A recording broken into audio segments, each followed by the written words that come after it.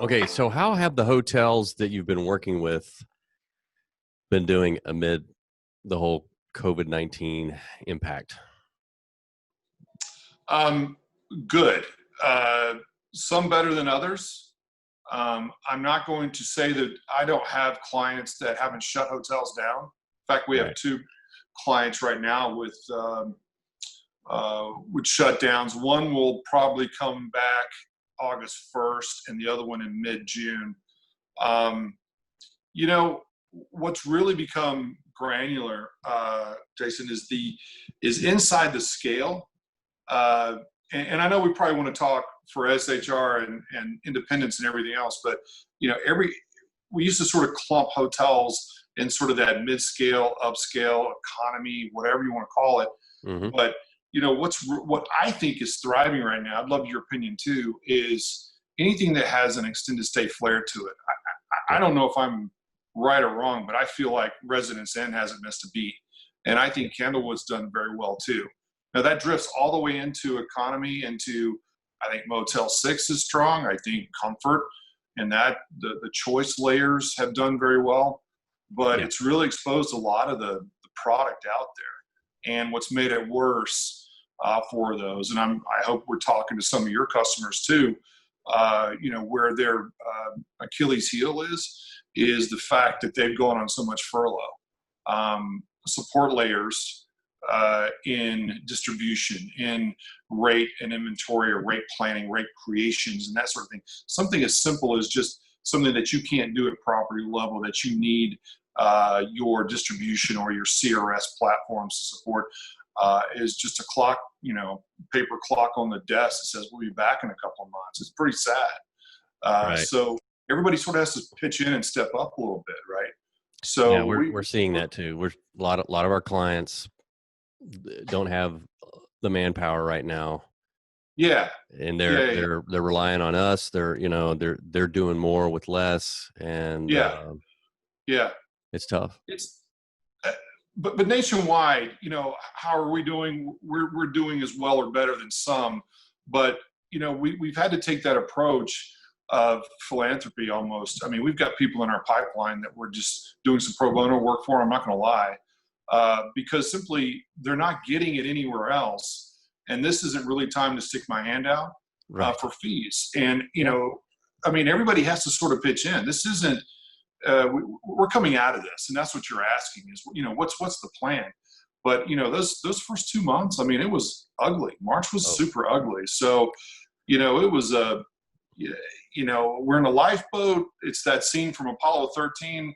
Everything's coming apart. Everybody stops, and the flight director says, "Okay, what's working? Forget what's broken. What's working?" And it right. was down to one or two channels and two or three segments. Mm. Fortunately, those channels have popped back a little bit. From your side of the fence, GDS has always had some life. I think OTA and those channels that flow through that pipe have been very healthy. So that's good. But those segments that just have almost, and I worry that some of them will struggle as we get through the end of the year. And that's LNR. I think LNR is going to be the big question mark right now. Yeah, a lot of the people I'm talking to, if they're primarily have relied on business travel or leisure, I mean, business travel, then they're having to remarket their property So to true. try to Absolutely. hit the drive-bys, the what do they call it, the one tank trip, those kinds of things. It's Sure. people have to think Sure. differently now. Yeah. I mean, who would have these catastrophes? 9/11, exposed a lot of things, and COVID-19 has exposed those hotels that are urban, anything that's not on a highway, Mm. that doesn't have the facility to support an 18-wheeler, traveling nurses, and any government, teams that may be flying through or traveling through or whatever. Right. And it's still our experience that those are, call it the business side of it, that are still pretty healthy. There might be a little bit of LNR and you could almost say that traveling nurses is an LNR portion, yeah. And trucking maybe a little bit of that too, CLC. But everything else, just like we're having this meeting here, is Zoomish, right? And so much has been relegated to, okay, don't go to that SHR hotel or go to Denver or whatever. Let's just crank up a meeting for 2 days and whip up some PowerPoints, whatever you want to call it, and Right. just get it done. But Yeah. Thank God for revenge travel. People just. We have this client in Poplar Bluff, of all places. She texted me. I had no idea this was coming because it wasn't on the books. But she texted me on Saturday. We're full. It's like 1 o'clock in the afternoon. Now I'm moving, remember? And I'm like, I'm stopping. And I literally have to stop and go, what? Where did this come from? And out of nowhere, and she didn't know, and sad that she didn't know this, but these baseball teams had sort of moved or shifted into Poplar Bluff and had a tournament out of nowhere. Wow. So kind of sad or weird, but yeah, I mean, those leisure smurfing pieces, I think will come back. Was telling a colleague today, I bowl, and I'm horrible at bowling. I've just sort of picked up this from some friends saying, hey, you want to go bowling with us? And sure, join a team. I have my own ball now.